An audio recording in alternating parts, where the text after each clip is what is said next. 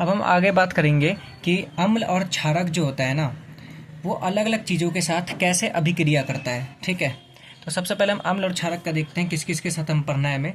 तो सबसे पहले हम देखेंगे कि अम्ल और क्षारक जो है ना, धातु के साथ कैसे अभिक्रिया करता है। ठीक है, तो अम्ल के साथ देखेंगे पहले धातु का अभिक्रिया। किसका अभिक्रिया? धातु का, यानी कि मेटल का। ठीक है, तो कोई भी एक अम्ल लेते हैं, मैंने बताया था कोई भी एक अम्ल ले लेंगे HCl। क्या ले लेंगे? HCl। ठीक है, बड़ा आसान है। तो HCl इसका रिएक्शन हम करवा देते हैं एक धातु के साथ। तो कोई भी मेटल ले सकते हैं। तो एक मेटल ले लेता हूँ मैं, सोडियम। क्या ले लेता हूँ मैं? सोडियम। तो सोडियम का फॉर्मूला होता है Na। अगर आप सोडियम लेके और HCl लेके सारे रिएक्शन याद करो, या फिर एग्जाम में दिमाग में बस समझ लो ना, तो सारे रिएक्शन अपना बिना रट्टा मारे समझ जाओगे। ठीक है, तो हमने ये ले लिया। ठीक है, अब देखो कैसे करना है। आप यहाँ पे देखोगे Na है और यहाँ पे Cl है। तो आपको पता है जहाँ पे भी Na और Cl दिख जाए इनको जोड़ दो, तो क्या बनेगा? NaCl। अब बच गया मेरा H। क्या बच गया मेरा? H। तो H को बाहर निकाल दो ना मैं, जो बच गया उसको निकाल दो बाहर। तो H2 गैस क्या निकल जाएगा? बाहर निकल जाएगा, हाइड्रोजन गैस बाहर निकल जाएगा।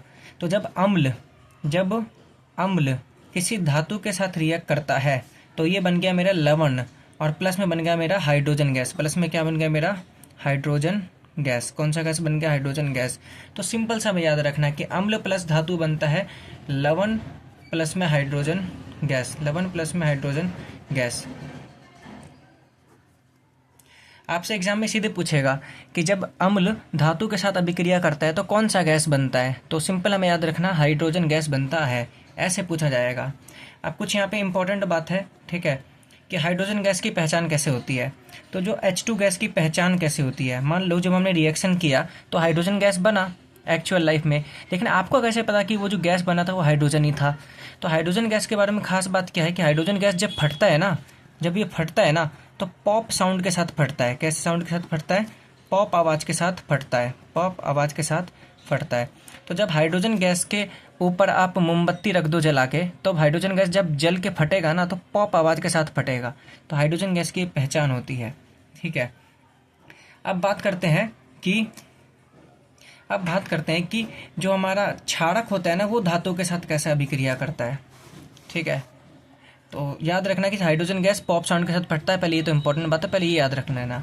अब हम बात करते हैं जो हमारा क्षारक होता है ना, वो कैसे रिएक्ट करता है धातु के साथ। किसके साथ? धातु के साथ। ठीक है, तो आप याद रखना जो क्षारक होता है वो धातु के साथ अभिक्रिया नहीं करता। आप खुद सोचो, ठीक है, आप खुद सोचो कि क्षारक धातु के साथ अभिक्रिया क्यों नहीं करेगा। ठीक है, इसका रीज़न भी है। ठीक है, इसका रीज़न क्या होता है कि जो धातु होता है ना, जो मेटल होता है, वो भी दानी होता है, वो भी H+ देता है। धातु क्या देता है? H+ देता है, मैंने आपको बताया था। ठीक है, H+ देता है। और जो सॉरी धातु के बारे में तो अभी तक मैंने आपको पढ़ाया ही नहीं है ना, इसको छोड़ दो। धातु के बारे में जो मैंने बताया छोड़ दो। बस ये याद रखो कि जो धातु होता है ना, वो भी इलेक्ट्रॉन देता है। इलेक्ट्रॉन जो देता है उसको क्या बोलते हैं? धातु बोलते हैं, मेटल बोलते हैं। इलेक्ट्रॉन जो देता है उसको क्या बोलते हैं? मेटल बोलते हैं। ठीक है, और क्षारक क्या करते हैं? वो जो, तो अभी ये देखो, धातु जो है ना वो इलेक्ट्रॉन दे रहा है, लेकिन क्षारक जो होते हैं ना वो इलेक्ट्रॉन लेते ही नहीं है आसानी से, इसलिए इनका रिएक्शन होता ही नहीं है। ठीक है, नॉर्मल सा चीज़ याद रखो, वरना याद नहीं भी रखोगे तो कोई इंपॉर्टेंट नहीं है, एग्जाम में नहीं आता। बस आप याद रखना, क्षारक धातु के साथ रिएक्शन नहीं करता है। ठीक है, लेकिन एक स्पेशल रिएक्शन है जिसमें क्षारक धातु के साथ रिएक्शन करता है। वो रिएक्शन आपको रट्टा मारना है। कौन सा रिएक्शन है वो आप देख लो, थोड़ा इंपॉर्टेंट है ये। ठीक है, ये वाला जो रिएक्शन भी मैं आपको बताऊंगा ये थोड़ा इंपॉर्टेंट है। ठीक है, कौन सा रिएक्शन है देखो। तो मैंने आपको क्षारक के बहुत सारे एग्जांपल बताए थे, जिसमें एक एग्जांपल था आपका NaOH वाला, याद होगा आपको। सोडियम हाइड्रोक्साइड ये हमारा क्षारक है। अब धातु इसमें हमें एक लेना है Zn। क्या लेना है हमें? Zn का मतलब होता है जिंक। क्या होता है? जिंक। तो ये अकेला रिएक्शन है जिसमें क्षारक धातु के साथ रिएक्ट करता है, बाकी किसी भी रिएक्शन में नहीं करता। ठीक है, और भी रिएक्शन होंगे लेकिन आपके NCERT में सिर्फ एक ही है, तो हमें सिर्फ इससे मतलब है। ठीक है, आपको बस ये रट्टा मारना है किसी भी तरह की, क्या बनेगा जब ये रिएक्शन होता है तो बनता है Na2ZnO2 प्लस में हाइड्रोजन गैस। आपको याद रखना ये जो Na2ZnO2 बनता है इसको बोलते हैं हम सोडियम जिंकेट। क्या बोलते हैं? Sodium zincate. इसको बोलते हैं सोडियम जिंकेट। ये एक ऐसी चीज़ है जिसमें आपको रट्टा मारना पड़ेगा, आप कुछ और नहीं कर सकते। ठीक है, तो अम्ल प्लस धातु और क्षारक प्लस धातु ये दोनों रिएक्शन हो गए। ठीक है, इंपॉर्टेंट बात बस ये है कि जब अम्ल धातु के साथ अभिक्रिया करता है तो हाइड्रोजन गैस बनता है। ठीक है, और तरीका मैंने आपको बता ही दिया, अपनी मर्जी से कोई भी एक अम्ल ले लो और उतनी देर से हम सारे रिएक्शन में अम्ल कौन सा ले रहे हैं, HCl। जब भी धातु की बात आएगी तो मोस्टली आप एग्जाम्पल में Na ले लेना, सोडियम ले लेना, सारे एग्जाम्पल आराम से हो जाएंगे। Na और Cl मिलकर बन गया NaCl, ये H अलग था तो निकल गया H2 गैस। तो जब अम्ल धातु के साथ रिएक्ट करता है तो बनता है हाइड्रोजन गैस, ठीक है। और हाइड्रोजन गैस की पहचान का मैंने आपको तरीका बताया कि हाइड्रोजन गैस हमेशा पॉप आवाज़ के साथ फटता है, ठीक है, आपको याद रखना है। आगे चलते हैं हम लोग, ठीक है। अब हम देखना है कि जो अम्ल होता है, जो अम्ल होता है वो धातु कार्बोनेट के साथ कैसे रिएक्ट करता है, धातु कार्बोनेट के साथ, धातु कार्बोनेट के साथ, ठीक है, कैसे रिएक्ट करता है। तो अम्ल जो होता है वो धातु कार्बोनेट के साथ कैसे रिएक्ट करता है मुझे देखना है, अम्ल प्लस में धातु कार्बोनेट, ठीक है। तो भाई सेम तरीका है। अब धातु कार्बोनेट पहले आपको मैं समझा दूँ। धातु का मतलब तो कुछ भी ले लो, धातु का मतलब ले लिया मैंने सोडियम, क्या ले लिया मैंने, सोडियम। कार्बोनेट जो होता है ना उसका फॉर्मूला आता है CO3, क्या होता है, CO3, ठीक है। तो याद रखना जब Na और CO3 जुड़ते हैं तो Na2CO3 बनता है, ना कि NaCO3।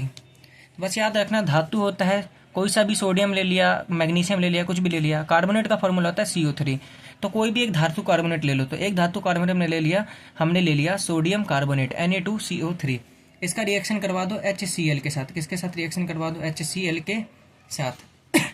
तो अब बस याद रखना ऐसे कार्बोनेट से याद रखना CO3, ठीक है, धातु कोई सा भी ले सकते हैं।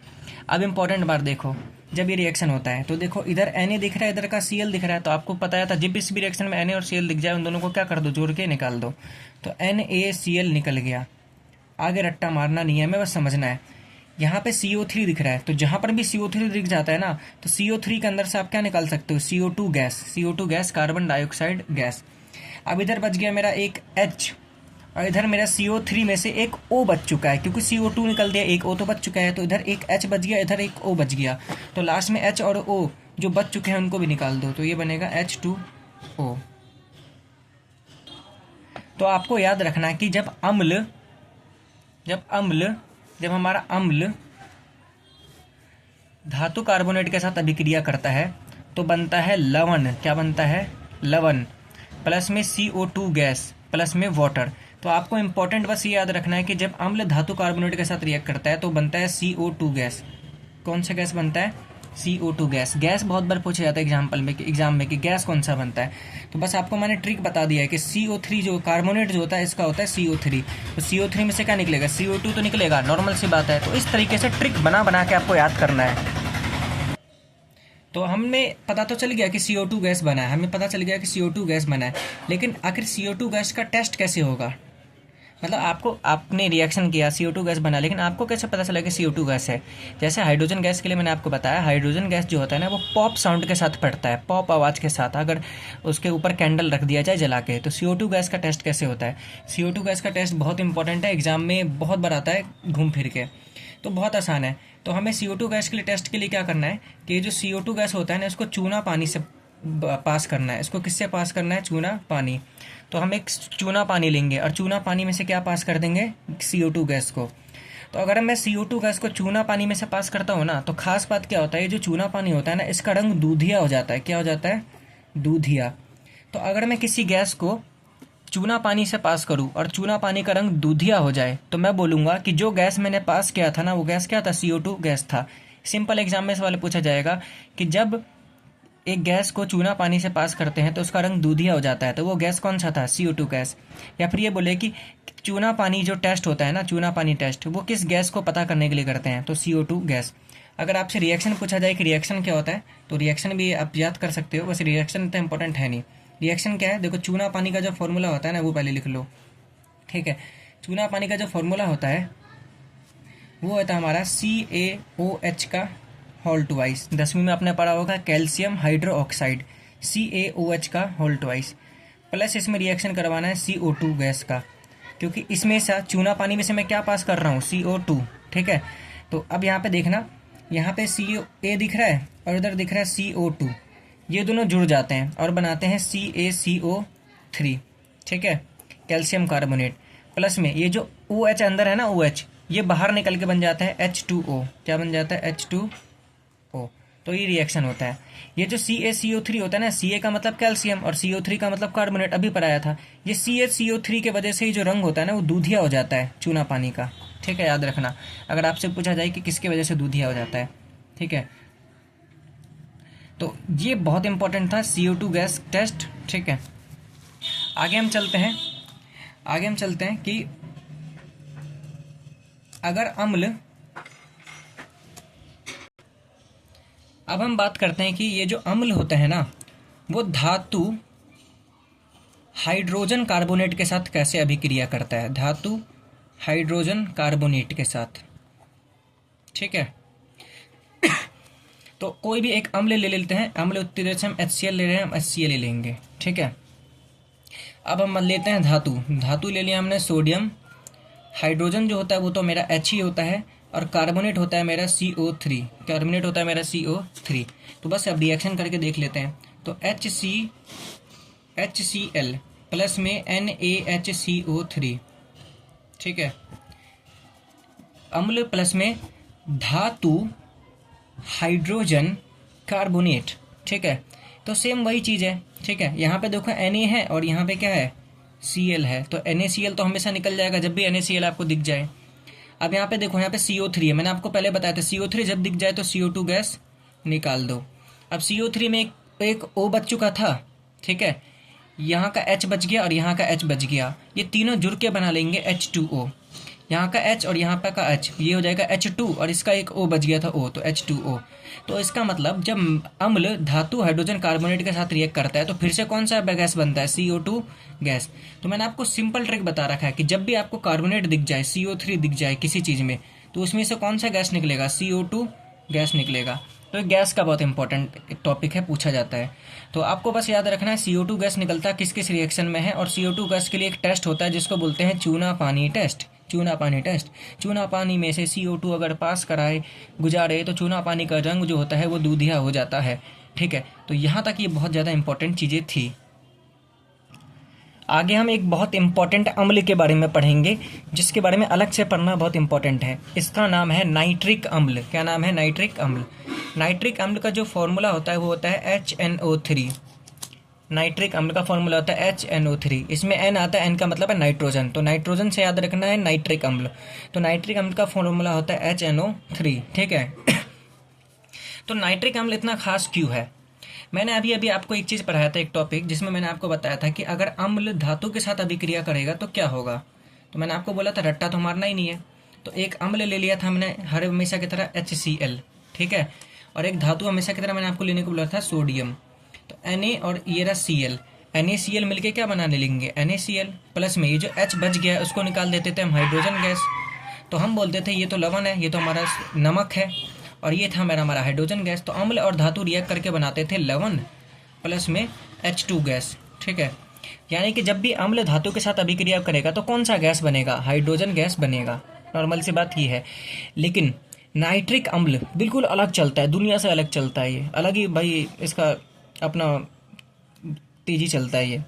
तो नाइट्रिक अम्ल की बात क्या है कि जब नाइट्रिक अम्ल जो होता है ना, जब नाइट्रिक अम्ल, ठीक है, जब नाइट्रिक अम्ल धातु के साथ अभिक्रिया करता है ना, तो ये जो हाइड्रोजन गैस जो बनता है ना, ये नहीं बनता, हाइड्रोजन गैस नहीं बनता। आपको याद रखना है, सिंपल पूछेगा ऐसा कौन सा अम्ल है जो धातु के साथ अभिक्रिया करके हाइड्रोजन गैस नहीं बनाता, तो आंसर होगा नाइट्रिक अम्ल। क्या होगा, नाइट्रिक अम्ल। ठीक है, इसका अगर आपसे रीज़न पूछे, अगर आपसे पूछे कारण, बोलेंगे कि ऐसा होता क्यों है, तो आपको देखो ज़्यादा दिमाग नहीं लगाना, बस ये रट्टा मार लेना। क्योंकि नाइट्रिक अम्ल जो होता है ना बहुत खतरनाक उपचायक होता है। क्या होता है, बहुत खतरनाक उपचायक। जो नाइट्रिक अम्ल होता है वो बहुत खतरनाक उपचायक होता है, इंग्लिश में बोलते हैं ऑक्सीडाइजिंग एजेंट, ऑक्सीडाइजिंग एजेंट। ठीक है, ये टॉपिक आपको समझने की जरूरत नहीं है, बस ये रट्टा मार लो कि नाइट्रिक अम्ल बहुत खतरनाक, बहुत पावरफुल उपचायक होता है। ठीक है, इसलिए जो नाइट्रिक अम्ल जब धातु के साथ अभिक्रिया करता है तो हाइड्रोजन गैस नहीं बनता। वैसे रट्टा मार लो, ये रट्टा मारना है कि ये होता है। ठीक है, नाइट्रिक अम्ल इसलिए हाइड्रोजन गैस नहीं बनाता। लेकिन फिर एक और नोट करना है बात, ठीक है, दो हमारे पास मेटल है हम, लेकिन एक और आपको दो चीज़ नोट करना है कि हमारे पास दो मेटल होते हैं। एक का नाम होता है Mg, Mg मतलब मैग्नीशियम। क्या नाम होता है, मैग्नीशियम। ठीक है, और एक मेटल होता है हमारे पास Mn, Mn मतलब मैग्नीज।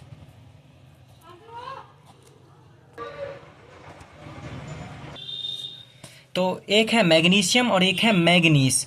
तो ये दोनों का नाम भी एक जैसा है, दोनों भाई बंधु भी हैं, ठीक है। तो ये दोनों जो धातु होते हैं ना, मेटल होते हैं, ये दोनों होते हैं खतरनाक, ठीक है। वैसे तो नाइट्रिक अम्ल धातु के साथ अभिक्रिया करके हाइड्रोजन गैस नहीं बनाता, लेकिन अगर कभी नाइट्रिक अम्ल इन दोनों के साथ रिएक्ट कर ले, मैग्नीस या मैग्नीशियम, याद रखना मैग्नीशियम या मैग्नीस, तब नाइट्रिक अम्ल हाइड्रोजन गैस बनाता है, ठीक है। इनके साथ अभिक्रिया करके, इनके साथ रिएक्ट करके, ठीक है, नाइट्रिक अम्ल भी HNO3 भी, ठीक है, इनके साथ अभिक्रिया, इनके साथ रिएक्ट करके HNO3 भी H2 गैस बनाता है, H2 गैस बनाता है। बाकी का जो टॉपिक होगा अब हम पढ़ेंगे अगले वीडियो में। उम्मीद करता हूँ कि आपको चीज़ें अच्छे से समझ आई हो।